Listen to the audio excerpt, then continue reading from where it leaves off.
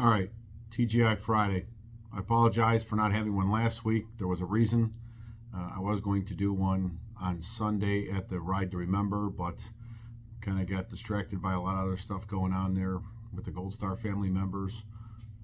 But here we are. And everybody that participated in the Ride to Remember, thank you. It was a great turnout, over 600 motorcycles. We started a somewhat new tradition of taking Gold Star family members on motorcycles with us, and we'll continue that every year going forward. The other reason I was pausing on last Friday was because the arbitrator had reached out to us about the 2 interim awards he was going to issue and requested clarification on one point that he was looking for a little more information on.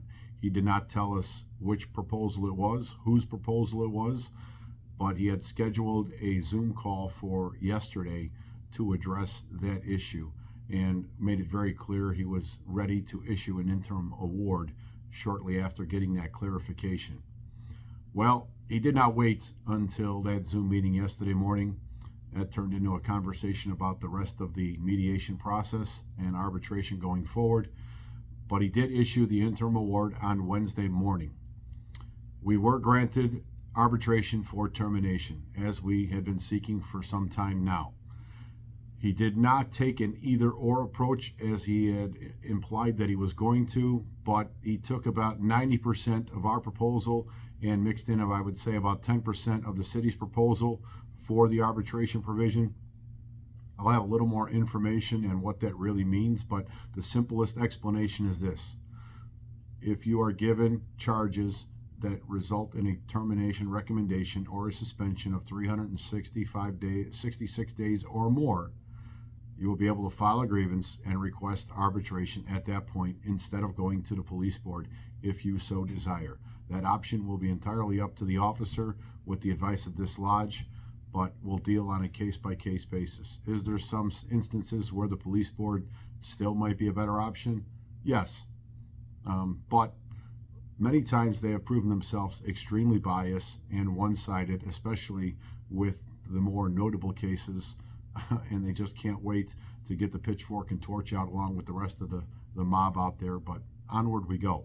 So that's a huge change going forward for this membership. And again, our mission is all about job security and preservation and defending members. We have example after example where COPA has excessively recommended discipline beyond anything they had done prior. It is ungodly the ridiculous amounts they have thrown at officers. And when it goes to arbitration, it almost always gets reduced because they are just out to destroy this department. And a simple, logical-minded arbitrator looks at the evidence very independently and not partisan at all and decides what is fair and equitable. Discipline is supposed to be corrective in behavior, not punitive, with very few exceptions. But unfortunately, COPA primarily, not so much IED, but COPA primarily has made it absolutely a punitive endeavor at this point. So looking forward to that option going. It's going to have to go to City Council. I don't know if it's going to the Public Safety Committee or the Police and Fire Committee or wherever they're going to send it next for a recommendation to the full council, but it will move on from there and we'll see where it goes. The other interim award is for retention bonus. He did grant our $2,000 proposal for retention bonuses for senior officers. Again, this was a trying to address an issue of officers leaving early. That will be paid out September 1st when it does get ratified by the City Council. It will qualify for 2023. There's no way this is getting ratified by City Council prior to then, but it will be effective as of September 1st. So whenever it does get ratified by the City Council, 20-year officers as of that date will get a $2,000 a year bonus, or unless City Council bumps it up from there. That's going to be on them. So those are 2 huge victories.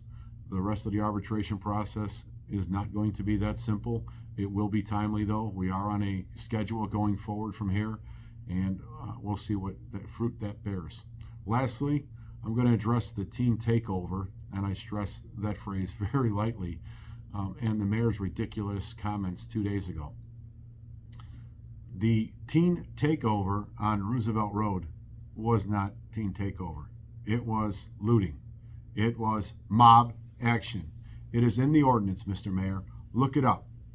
It's also in city statute, or a state statute, I should say.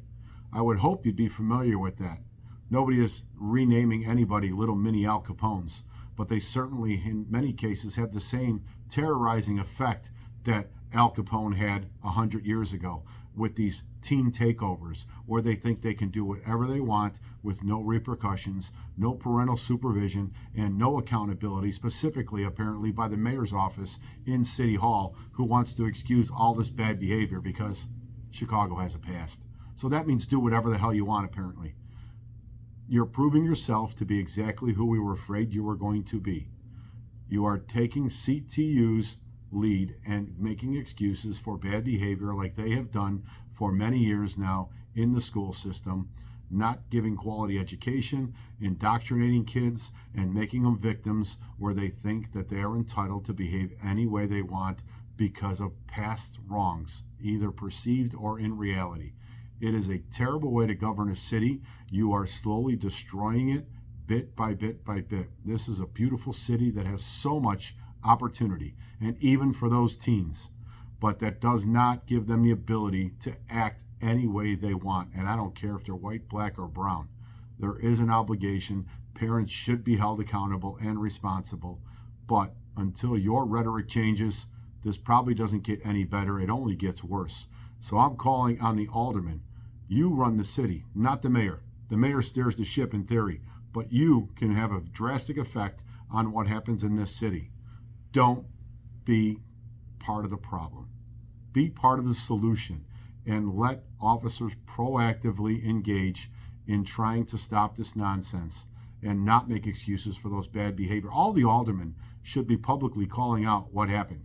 Ignore what the mayor says, because he is clearly in CTU's pocket and going to say whatever they want him to say to try and lessen the obligation and responsibility of these youths who are destroying pockets of this city little by little. With that being said, have a good weekend. Tonight, Armour Square, we will be playing the fire department. Hopefully, the police department can piggyback off the finest, beating the bravest the other night, and make it a 2-4 this week, 6 p.m., Armour Square Park. See you there.